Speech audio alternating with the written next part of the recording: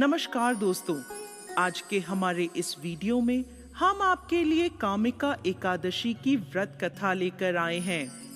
आइए अब हम आपको युधिष्ठिर महाराज के महल में ले चलते हैं, जहां भगवान श्री कृष्ण और युधिष्ठिर महाराज के बीच एक अत्यंत महत्वपूर्ण संवाद हो रहा था।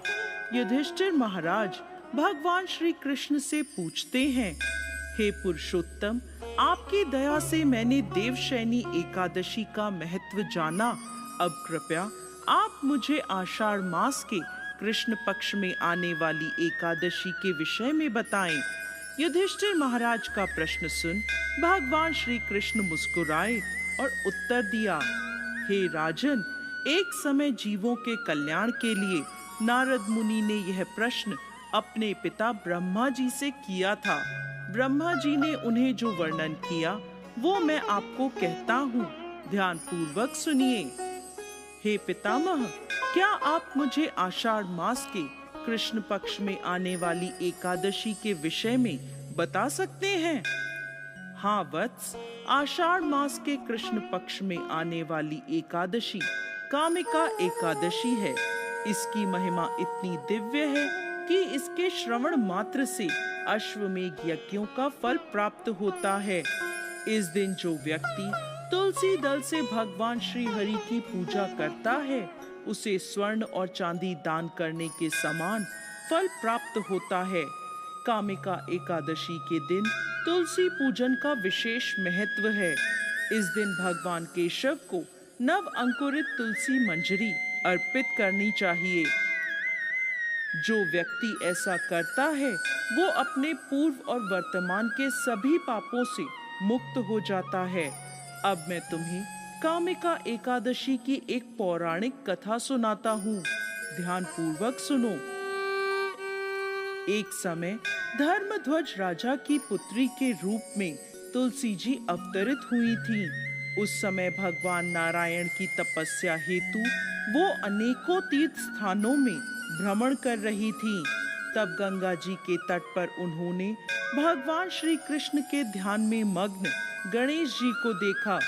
अत्यंत सुंदर पीतांबर धारी शुद्ध और ध्यान मग्न गणेश जी को देखकर तुलसी उन पर मोहित हो गईं और उनसे विवाह करने की अपनी इच्छा उनके समक्ष प्रकट करी। तपस्या भंग होने पर भगवान श्री गणेश बोले, हे देवी, आप कौन हैं? आपके यहाँ आगमन का क्या कारण है? क्या आप नहीं जानती कि तपस्वियों का ध्यान भंग करना पापजनक होता है? तब तुलसी जी ने कहा, मैं राजा धर्मध्वज की कन्या हूँ और योग्य पति प्राप्त करने हेतु यहाँ तपस्या करने आई हूँ। आपको देखकर मैं आपसे आकृष्ट हूँ और आपसे विवाह करना चाहती हूँ। तब गणेश जी बोले, हे देवी, मेरी आपसे विवाह करने की कोई इच्छा नहीं है। कृपा करके आप मुझसे अपना ध्यान हटाकर किसी और योग्य वर की तलाश करें। गणेश जी के ऐसे वचन सुनकर तुलसी जी को क्रोध आ गया और वो बोली, आप मुझसे विवाह नहीं करना चाहते तो आपका विवाह 2 कन्याओं से होगा। ऐसा कहकर वो गणेश जी के गजमुख का उपहास करने लगी।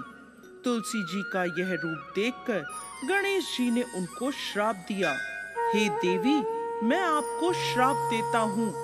आप असुर पत्नी बनोगी और उसके बाद एक वृक्ष बन जाओगी। अब यह सुनकर तुलसी जी को अपनी भूल का आभास हुआ और वो गणेश जी से प्रार्थना करने लगी कि वो अपना श्राप वापस ले लें। तब गणेश जी बोले, हे देवी, तुम भगवान नारायण की प्रिय बनोगी। समस्त मनुष्यों के लिए तुम्हारे द्वारा किया गया पूजन लाभकारी रहेगा, परंतु मेरे लिए तुम हमेशा त्याग्य रहोगी। इसके बाद आगे चलकर तुलसी जी शंखचूड़ असुर की पत्नी बनी। भगवान नारायण की प्रिय तुलसी के पौधे में प्रकट हुई।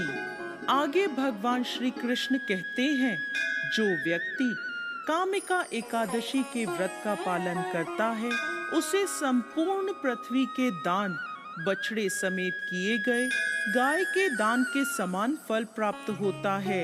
ये एकादशी सबसे शुद्धतम है और पापों का नाश करने में प्रबल है। जय श्री हरि विष्णु।